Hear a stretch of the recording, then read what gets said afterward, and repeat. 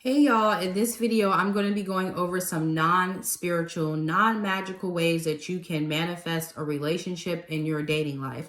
So if you would like to see a video that is centered around manifesting a relationship through magical means, then let me know in the comments. But this is going to be strictly stuff that you can do in your day-to-day life, in your day-to-day dating life that will help you get the relationship that you want, okay? So number one is make sure that you are ready for a relationship. Make sure that you are mentally ready for a relationship, physically. And what I mean by physically is, are you comfortable with your body? Do you feel secure enough that if somebody came in and told you that they loved your body and that they loved you, you wouldn't look at them, they're crazy. Like, why do you love me? And make your insecurities this person's issues, okay? Also, do you have the space and the time in your life for a relationship? Why are you wanting a relationship? Is it because you're actually ready to partner with someone and grow? Or is it because you're trying to fill some sort of void that you are feeling internally, okay? So make sure that you are mentally and physically ready for a relationship so that when it comes along, you do not sabotage or self-sabotage the relationship. Get rid of all situationships or friends with benefits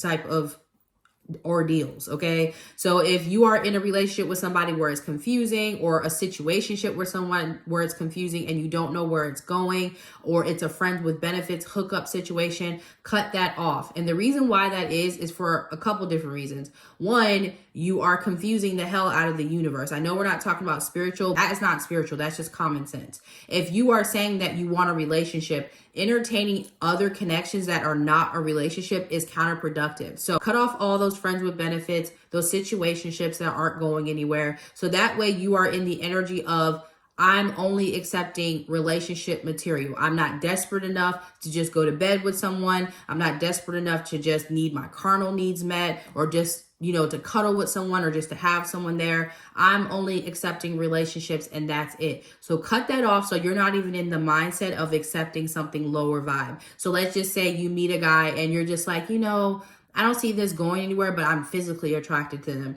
And let's just go home and go to bed. You won't have that mentality because you've already cut off all that low vibration type of energy, or you've already cut off the situationship friends with benefit. When you're realizing that something is not going anywhere, when you're realizing that this person that you're connecting with, either you're not compatible, or this person's bullshitting, or you can kind of tell that they're only interested in you for one thing, and you're not getting the vibe of somebody who's willing to put in that effort, be willing to cut those relationships off, okay? Be willing to say, hey, it's been nice getting to know you. I don't think we're compatible, and moving on. Because this is going to get you closer to the person that is for you, instead of wasting time with people who are not for you. Remember, you have to think in an abundance mindset when you're dating. You cannot think in the mindset that this is the only man that I'm ever going to contact with, and this one has to work, because if not, there's not another one coming. When you're dating and you're trying to date to be in a relationship, or whatever your goal is with dating, you should always have the mentality that if this is not the one, the next one could be, or the next one could be. You should always have the mentality that there's another one that could come in. You should not be in the mentality that this is the one and it has to be the one, and if it's not, I'm never going to find anyone again.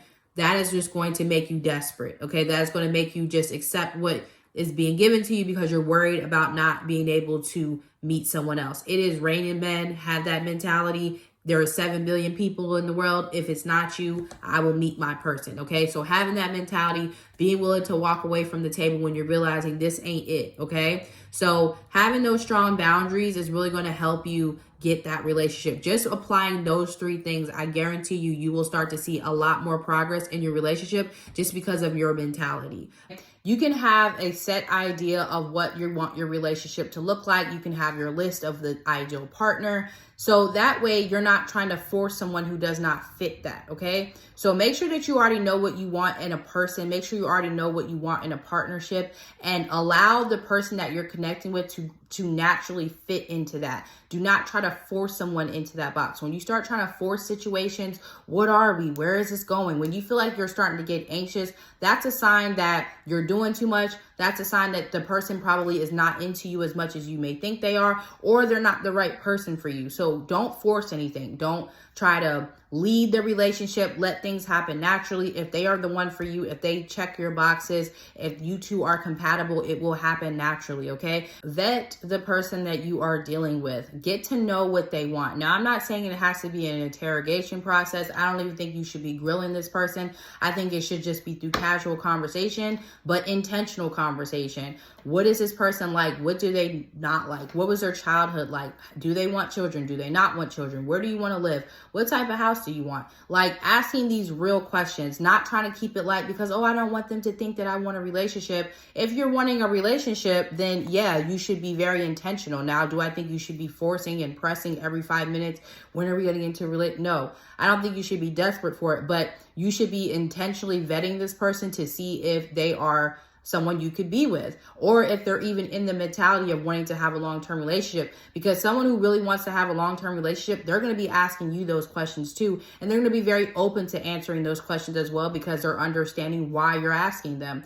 And if they're not open to answering them, or if their answers are weak, like they're whack, then you already know that this is someone that's not for you. So make sure that you're actively vetting, asking questions, being intentional with your conversation, not just always hanging out for the hangout, but just so you can keep your time productive, just so you can really see what this person's intentions are without wasting too much time, okay? Because at the end of the day, if someone is not for you, you want them to be out of the way so that the person that is for you can come in for you, okay? So those are 4 tips that you can just go ahead and implement in your dating life that will make it way easier for you to get into a relationship, okay? Peace.